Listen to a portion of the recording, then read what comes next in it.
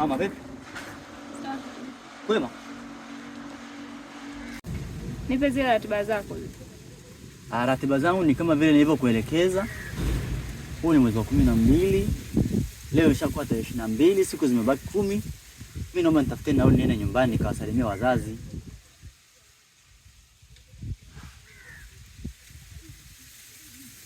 Nauli yako ni shilingi ngapi? 100,000. Unaye?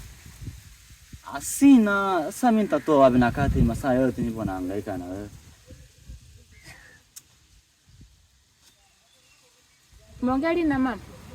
Sijaongea naye muda kidogo. Kaza. Kitambo.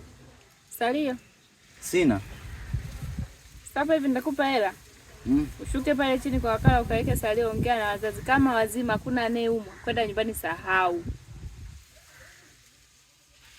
Hiyo laki itakiwa ufanyie mambo mengine.